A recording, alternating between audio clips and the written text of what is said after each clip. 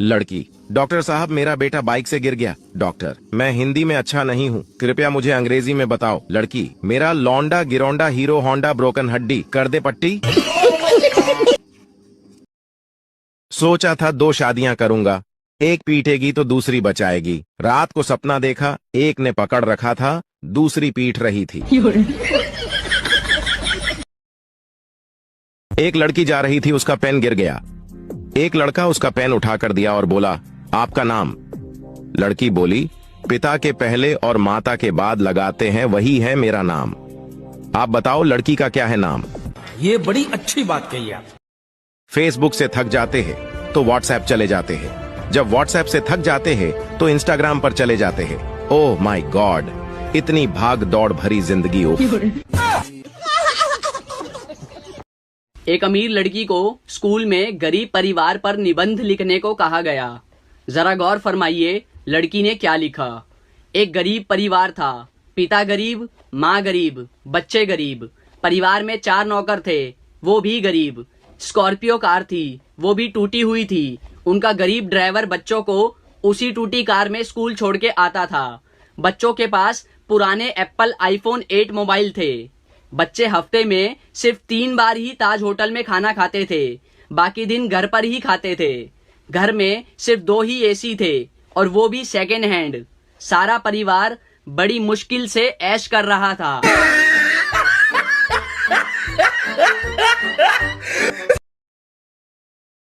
CBSE, UPSC, दिन में soda रात को लस्सी। ICSE, NTSE, गोल करेंगे रोनाल्डो मेसी। बोर्ड एग्जाम में होने वाली है सारे बच्चों की ऐसी की तैसी। चिंता ता चिता चिता चिंता ता ता। एक रात एक चोर एक घर में घुसा, दरवाजा खोला तो एक बूढ़ी औरत सो रही थी। खटपट की आवाज से उसकी आंखें खुल गईं। चोर घबरा गया, लेकिन बुढ़िया बोली, डरो मत बेटा, लगता है किसी मजबूरी के कारण तुम ऐसा काम कर रहे हो। कोई बात नहीं, अलमारी में एक तिजोरी है, उसमें का सारा पैसा और गहना तुम चुपचाप ले जाना, लेकिन पहले मेरे पास आकर बैठो। मैंने अभी अभी एक सपना देखा है, वह सुनकर जरा मुझे उसका मतलब तो बता दो। चोर बुढ़िया की बातों में आ गया और चुपचाप जाकर उसके पास बैठ गया। बुढ़िया ने कहा, बेटा मैंने देखा कि मैं एक जंगल में खो गई हूँ। तभी एक कौवा मेरे पास आया और उसने 3 बार जोर जोर से बोला, पिंटू पिंटू पिंटू। बस फिर सपना खत्म हो गया और मेरी आंखें खुल गईं। जरा बताओ इसका क्या मतलब हुआ। चोर सोचने लगा। इतने में बुढ़िया का बेटा पिंटू अपना नाम जोर जोर से सुनकर उठ गया और अंदर आकर चोर को जमकर पीटा। बुढ़िया बोली, बस करो, अब मत मारो। चोर बोला, नहीं नहीं, मुझे और मारो, ताकि मुझे आगे से याद रहे कि मैं एक चोर हूँ, सपनों का मतलब बताने वाला नहीं। एक बूढ़ी औरत 2 लाख रुपए जमा करने बैंक जाती है। मैनेजर ने बुढ़िया से पूछा, इतने पैसे आपके पास कहाँ से आए? बुढ़िया बोली, मैं शर्त लगाती हूँ कि आपको भी शर्त लगानी है। मैनेजर बोला, नहीं। बुढ़िया ने कहा, वैसे भी आप मुझसे शर्त नहीं जीतेंगे। मैनेजर को गुस्सा आया और वह शर्त लगाने के लिए तैयार हो गया। बुढ़िया बोली, शर्त यह है कि कल सुबह 10 बजे मैं आपको 2 थप्पड़ मारूंगी और आपका पूरा शरीर हरा हो जाएगा। अगर ऐसा नहीं हुआ तो मैं आपको 10,000 दूंगी, और यदि ऐसा हो गया तो आप मुझे 10,000 रुपए देंगे। मैनेजर सोचा, ऐसा संभव थोड़ी है। उसने शर्त मान ली। अगले दिन बुढ़िया अपने वकील के साथ बैंक पहुंची और शर्त के अनुसार उसने मैनेजर को जोर से 2 थप्पड़ मारे। इतने में वकील दीवार से सिर पीटने लगा। मैनेजर ने बुढ़िया से पूछा, ये आपके वकील को क्या हो गया? बुढ़िया मुस्कुराते हुए बोली, मैंने इससे 20,000 रुपए की शर्त लगाई थी कि आज सुबह ठीक 10 बजे मैं बैंक के मैनेजर को 2 थप्पड़ मारूंगी। अमेरिका में जब कोई बच्चा बाइक से गिरने के बाद घर पहुंचता है तो उसकी माँ सबसे पहले उसे बिठाती है, देन डॉक्टर को कॉल करती है। और जापान में जब कोई बच्चा बाइक से गिर जाता है तो उसकी माँ सबसे पहले उसके फ्रैक्चर चेक करती है और फ्रैक्चर चेक करने के बाद उनपे बैंडेज करती है। और जब मैं बाइक से गिरता हूँ तब माँ, हाँ बेटा, मैं बाइक से गिर गया। क्या?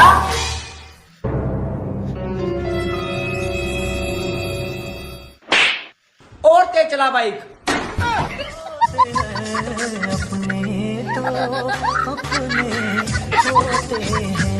दोस्तों, एक बार एक राजा के राज्य में महामारी फैल गई। चारों ओर लोग मरने लगे। एक रात राजा को एक सपना आया कि हे राजा, तुम्हारी राजधानी के बीचों बीच जो पुराना सूखा कुआं है, अगर अमावस्या की रात को राज्य के हर घर से एक एक बाल्टी दूध उस कुएं में डाल दिया जाए तो अगली ही सुबह ये महामारी समाप्त हो जाएगी। राजा ने अगले दिन पूरे राज्य में यह घोषणा करवा दी कि महामारी से बचने के लिए अमावस्या की रात को हर घर से कुएं में एक एक बाल्टी दूध डालना जरूरी है। अमावस्या की रात जब लोगों को कुएं में दूध डालना था, उसी रात राज्य में रहने वाली एक कंजूस बूढ़ी औरत ने सोचा कि सारे लोग तो कुएं में दूध डालेंगे, अगर मैं एक बाल्टी पानी डाल दूं तो किसी को क्या पता चलेगा। उस कंजूस औरत ने रात में चुपचाप एक बाल्टी पानी कुएं में डाल दिया। अगले दिन जब सुबह हुई तो महामारी समाप्त नहीं हुई। राजा ने जब कुएं के पास जाकर इसका कारण जानना चाहा तो उसने देखा कि सारा कुआं पानी से भरा हुआ है। दरअसल दोस्तों, ऐसा इसलिए हुआ क्योंकि जो विचार उस बूढ़ी औरत के मन में आया था, वही विचार सभी लोगों के मन में आ गया और सबने कुएं में दूध की जगह पानी डाला। दोस्तों, बात सिर्फ इतनी सी है कि जब भी कोई ऐसा काम आता है जिसे बहुत सारे लोगों को मिलकर करना होता है, तो अक्सर हम अपनी जिम्मेदारियों से यह सोचकर पीछे हट जाते हैं कि कोई न कोई तो कर ही देगा।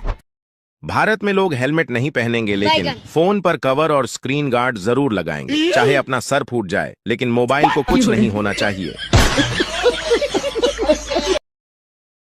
एक बच्चे का जन्म होने वाला था। जन्म से कुछ समय पहले बच्चा भगवान से बोला, हे प्रभु, मैं इतना छोटा हूँ, खुद से कुछ कर भी नहीं पाता, भला मैं पृथ्वी पर कैसे रहूंगा? मुझे कहीं नहीं जाना, मुझे अपने पास ही रहने दीजिए। भगवान बोले, हे बालक, मैंने तुम्हारे लिए एक फरिश्ता चुना है, वो तुम्हारे लिए मुस्कुराएगा भी और तुम्हारा ख्याल भी रखेगा। बच्चा बोला, जब लोग मुझसे बात करेंगे तो मैं समझूंगा कैसे? मुझे तो उनकी भाषा भी नहीं आती। भगवान बोले, तुम्हारा फरिश्ता तुमसे मधुर शब्दों में तुमसे बात करेगा, वो तुम्हें चलना बोलना और प्रार्थना करना भी सिखाएगा और वो तुम्हें सभी बुरे लोगों से बचाएगा, भले ही उसकी जान ही क्यों न चली जाए। इस बीच पृथ्वी से किसी के कराहने की आवाज सुनाई दी। बच्चा समझ गया कि अब उसे जाना होगा। बच्चा बोला, हे ईश्वर, मेरे जाने का समय हो गया है, कृपया करके मुझे उस फरिश्ते का नाम बता दीजिए। भगवान बोले, तुम नाम जानकर क्या करोगे? बस इतना जान लो, तुम पृथ्वी पर उसे माँ कहकर बुलाओगे तो बस अपनी प्यारी माँ के लिए एक लाइक करके सब्सक्राइब कर दो। पूरा सुनिए, मजा आएगा। मुझे तो अपनों ने लूटा, गैरों में कहाँ दम था। मेरी हड्डी वहाँ टूटी जहाँ हॉस्पिटल बंद था। मुझे जिस एम्बुलेंस में डाला उसका पेट्रोल कम था। मुझे रिक्शे में इसलिए बैठाया क्योंकि उसका किराया कम था। मुझे डॉक्टरों ने उठाया, नर्सों में कहाँ दम था। मुझे जिस बेड पर लेटाया उसके नीचे बम था। मुझे तो बम से उड़ाया, गोली में कहाँ दम था। और मुझे सड़क में दफनाया क्योंकि कब्रिस्तान में फंक्शन था।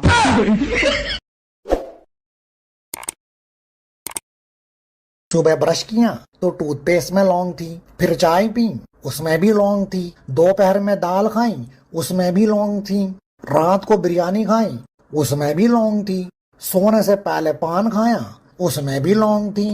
अरे तो कहना क्या चाहते हो? It's been a long day. Japan में दो भाई रहते थे। एक का नाम जो था, दूसरे का नाम वो था। एक रात जो को बाथरूम में भूत दिखा।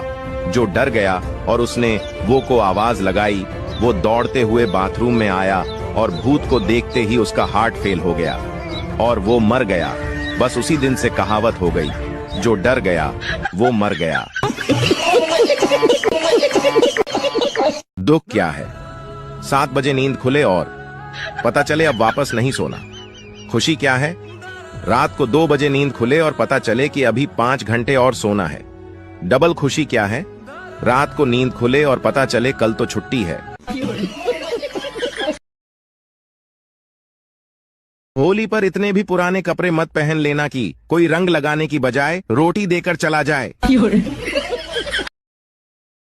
एक माँ ने अपने बच्चे से मार्कशीट मांगी। बच्चे ने मार्कशीट दिखाई जिसमें उसे गणित में 100 में से 90 अंक प्राप्त हुए थे। माँ ने मार्कशीट देखी और उसे जोर जोर से पीटने लगी। फिर बोली, तुम कब से इतने समझदार हो गए? जरूर तुमने 9 के 90 करे हैं। 0 अपने आप पढ़ाते हो। बोल बोल कर बस उसे पीटे ही जा रही थी और बच्चा बेचारा रोए जा रहा था। बच्चा हाथ जोड़ जोड़ कर बोल रहा था कि माँ मैंने 0 नहीं बढ़ाया, मगर माँ कुछ सुनने के मूड में नहीं थी और उसे बस पीटे ही जा रही थी। 3 साल बाद माँ ने अपने बच्चे से फिर से पूछा कि सच सच बताओ तुमने 0 बढ़ाया था? बच्चे ने कहा नहीं माँ, मैंने 0 नहीं बढ़ाया था। माँ ये सुनकर फिर से गुस्सा हो गई और बच्चे को पीट कर चली गई। फिर बच्चा रोते हुए बोला कि दोस्तों मैंने 0 नहीं बढ़ाया था, मैंने तो 0 के आगे 9 बढ़ाया था। और ये बात दूर खड़ी माँ ने सुन ली और आगे क्या हुआ आप देख ही सकते हैं। When you study, you pass. And when you pass, you get happy. And when you get happy, you play. And when you play, you get tired. And when you get tired, you get sick. And when you get sick, you die. So don't study. Pintu एक बार अपने घर की light सुधार रहा था, तभी उसके ऊपर बिजली का तार गिर गया। पिंटू तड़प तड़प कर मरने ही वाला था कि अचानक उसे याद आया कि बिजली तो सुबह से बंद है। वापस उठकर हंसते हुए बोला, साला याद नहीं आता तो आज मर ही जाता। दोस्तों 3 लड़के थे, तीनों ने मिलकर एक बॉल खरीदी जिसकी कीमत 30 रुपए थी। तीनों ने 10-10 रुपए मिलाकर 30 रुपए दुकानदार को दिए और वो दुकान से जाने ही वाले थे, तभी दुकानदार को याद आया कि बॉल तो सिर्फ 25 रुपए की है। दुकानदार ईमानदार था, उसने तुरंत अपने नौकर से 5 रुपए लौटाने को कहा। जब नौकर ने 5 रुपए वापस किए तो तीनों लड़कों ने खुश होकर 2 रुपए टिप उस नौकर को दिए और 1-1 रुपए आपस में बांट लिए। कुछ देर बाद एक लड़का कहने लगा कि हमने तो 9-9 रुपए खर्च किए हैं, इसलिए बॉल की कीमत हुई 27 रुपए और फिर 2 रुपए नौकर को टिप दिए, मतलब हुए 29 रुपए। लेकिन हमने तो टोटल 30 रुपए दिए थे, आखिर 1 रुपया कहाँ गया? दोस्तों अगर आप समझ गए हैं कि 1 रुपया कहाँ गया तो जरूर बताइए, और अगर इसका सही जवाब जानना चाहते हैं तो कमेंट बॉक्स में पिन है। दोस्तों 2 लड़के लड़की शादी करना चाहते थे, लेकिन लड़की का बाप चाहता था कि शादी ना हो, इसलिए उसने लड़के के सामने एक शर्त रखा कि अगर बारात में कोई भी बूढ़ा आदमी आया तो शादी नहीं होगी। लड़के ने मजबूरी में शर्त मान ली। जब बारात लड़की के घर जाने के लिए निकलने वाली थी, तभी लड़के के नाना ने कहा मैं भी जाऊंगा बारात। लोगों ने समझाया कि अगर आप गए तो शादी नहीं होगी। नाना बोले चाहे कुछ भी हो लेकिन मैं जाऊंगा। लोगों ने फैसला किया कि बूढ़े नाना को डिग्गी में बैठा लो, लेकिन उन्हें बाहर मत निकालना। नाना को डिग्गी में डाल दिया गया। जब बारात पहुंची तो लड़की के बाप ने फिर से टांग अड़ा दी और लड़के से कहा शादी तभी होगी जब तुम पास के इस तालाब से पानी की जगह दूध बहवा दो। बारातियों ने कहा यह तो पॉसिबल नहीं है। बारात वापस आने लगी, तभी नाना ने डिग्गी से आवाज लगाई, बस इतनी सी बात के लिए तुम सब वापस जा रहे हो? जाओ जाकर लड़की के बाप से कह दो कि हमने दूध का इंतजाम कर लिया है, आप तालाब का पानी खाली करा दो। दोस्तों भारत पाकिस्तान के बीच जो लड़ाई हुई उसमें कुछ भी अच्छा नहीं हुआ, लेकिन एक चीज जो अच्छी हुई वो ये हुई कि हमें पता चल गया हमारे देश के लिए कौन कौन वफादार है। इस 6 दिन की लड़ाई में भारत के हर नागरिक ने इंडियन आर्मी का बहुत साथ दिया, पर एक सेक्शन और था ऐसा जिसने पूरे भारतीयों का साथ दिया, वो थे हमारे इन्फ्लुएंसर्स। हाँ, इस लड़ाई में हमारी इंडियन मीडिया ने काफी झूठी खबरें फैलाई, लेकिन अगर हमारे इन्फ्लुएंसर्स नहीं होते तो हम भी पाकिस्तान की तरह झूठी बातों में उलझ कर रह जाते। लोगों ने मीडिया से ज्यादा वीडियो क्रिएटर्स की सुनी। लिटरली पाकिस्तानी एक्टर्स हारने के बाद भी विक्ट्री परेड निकाल रहे हैं, पर हमारे एक्टर्स तो सारे चुप रहे और कुछ इन्फ्लुएंसर्स भी चुप रहे ताकि उनकी ऑडियंस न चली जाए। पर जो बोले उन्होंने हमें एक हौसला दिया और ऐसे वक्त में हिंदू मुस्लिम करने से रोका। एक नया फोन लेकर उसकी अनबॉक्सिंग वीडियो बना देना, चाची को साड़ी दिला देना या फिर वीडियो कॉल पे एक दूसरे को गाली दे देना। अगर तुम्हारी नजर में कंटेंट इसे कहते हैं तो जाकर प्यार से फॉलो करो। पर चलो आओ थैंक्स बोलते हैं उन लोगों को जिन्होंने ऐसे वक्त में हमारे देश का साथ दिया। कमेंट्स में उस इन्फ्लुएंसर को, उस वीडियो क्रिएटर को टैग जरूर करना जिसने आपको सबसे ज्यादा होप, जिसकी वीडियो आपने सबसे पहले देखी और जिसने आपको सही इन्फॉर्मेशन दी। भेज दो सबको ये वीडियो। इंग्लिश की क्लास में गोलू लेट पहुंचा। English teacher, Golu why are you so late? Golu, madam वो ना। Teacher, Golu speak in English. Golu, madam my car was फसिंग इन कीचड़, नो हिलिंग नो डुलिंग, ओनली भुर्र भुर्र करिंग।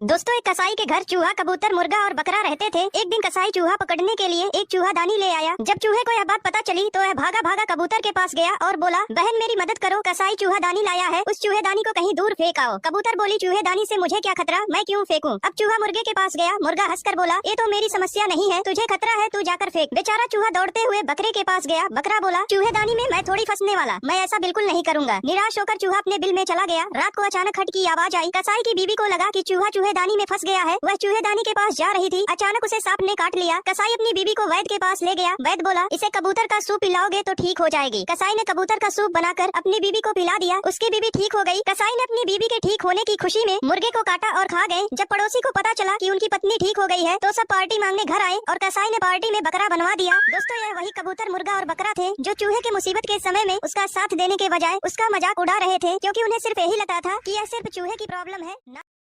तुम्हें पता है एक जेंटलमैन कौन होता है? जो तुम्हारी बकवास बातें भी बड़े गौर से सुने, जो तुम्हारा रंग रूप दौलत देखकर नहीं, तुम्हारी मासूमियत देखकर तुम्हें प्यार करे, जो तुम्हारी बिना फिल्टर वाली फोटो की भी तारीफ करे और जब तुम इनसिक्योरिटीज हो तो इग्नोर नहीं क्लियर करे, जिसे तुम्हारे जिस्म से नहीं बालों से खेलना पसंद हो, जो तुम्हारी मर्जी के बगैर तुम्हें उस नज़र से देखे भी ना, भले ही तुम्हारी आँख खुली हो या बंद हो, जो तुम्हें भले ही कितना भी प्यार करता हो लेकिन अपनी माँ को हमेशा प्रायोरिटी दे, जो महंगे महंगे गिफ्ट्स भले ही ना दिलाए लेकिन तुम्हारे पीरियड्स में तुम्हें एक चॉकलेट जरूर ला कर दे, जो भले ही तुम्हारी गलतियों पे तुम्हें डांटे लेकिन दूसरों के आगे बहुत रिस्पेक्ट से बात करे, जिसके पास ऑप्शंस भले ही कितने हो लेकिन वो हमेशा सिर्फ तुम्हें ही चुने, जो तुम्हारे आगे रोने से बिल्कुल ना शर्माए और उसे देखकर जब तुम रो दो तो वो चुप हो जाए, और अगर ऐसा लड़का तुम्हें मिले तो उसका साथ कभी मत छोड़ना। एक पिता अपनी बेटी के लिए लड़का देखने गया। उन्होंने लड़के के पिता से पूछा, छोरो काई करे है? लड़के के पिता ने कहा, सीए है। उन्होंने पूछा, छोरा की बहन काई करे है? पिता ने कहा, वाह भी सीए है। उन्होंने फिर पूछा, छोरा की माँ काई करे है? पिता ने कहा, वाह भी सीए है। उन्होंने फिर पूछा, अरे वाह, सब सीए है, मतलब आप भी सीए ही होगा? लड़के का पिता, ना ना, मैं तो घाघरा ब्लाउज कटिंग करूं, ये सब लोग सीए हैं।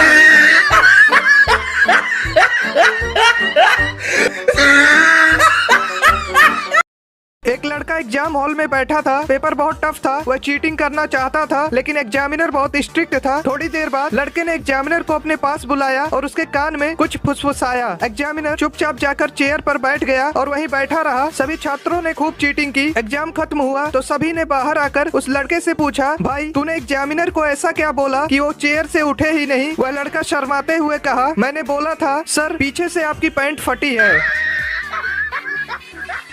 एक तरफ पूरा प्ले बॉय समाज डरा हुआ है तो दूसरी तरफ धोखा खाया पूरा एक समाज खुशी मना रहा है। तो एक कहानी है मुजफ्फरनगर की, जब एक लड़का और एक लड़की रिलेशनशिप में आते हैं। जिंदगी में खुशी के पल पिरोकर एक दूसरे के दिन हसीन बनाते हैं। भरोसा एक ऐसी चीज है जिसका कोई सर्टिफिकेट नहीं होता, इसलिए विश्वास करके एक दूसरे को गले लगाते हैं। पर एक दिन खिड़की से एक परिंदा एक कागज लेकर आता है जिसे पढ़कर उस लड़की का दिल एकदम टूट जाता है। खुदगर्जी की चिट्ठी पढ़ती है जिसमें लिखा होता है कि मेरे घर वालों ने मेरी शादी कहीं और तय कर दी। पर वो कहती है कि सुनो, हम मना लेंगे, तुम्हारे घर वाले ही तो है, समझा देंगे। पर लड़का कुछ बहाने बनाने के बाद साफ मना कर देता है। तो लड़की सवाल करती है, ये बात तुम्हें तब याद नहीं आई जब तुम मेरा जिस्म नोच रहे थे? तो लड़का गुस्सा होकर कह देता है कि देखो, इसमें दोनों की मंजूरी थी। पर लड़की कहती है कि मंजूरी इसलिए थी क्योंकि तुम मुझसे शादी करने वाले थे। लाखों बार ना सुनने के बाद लड़की एक प्लान बनाती है और उसे मिलने बुलाती है और दोनों मिलकर ये डिसाइड करते हैं कि एक आखिरी बार हम बिस्तर होंगे। और रूम में पहुंचने के बाद जब उनके बीच ये सब शुरू होता है तो लड़की नीचे जाकर उसका काट देती है। उसने सही किया या गलत ये कमेंट्स में जरूर बताना। बाकी अपने सभी प्ले बॉय दोस्तों को भी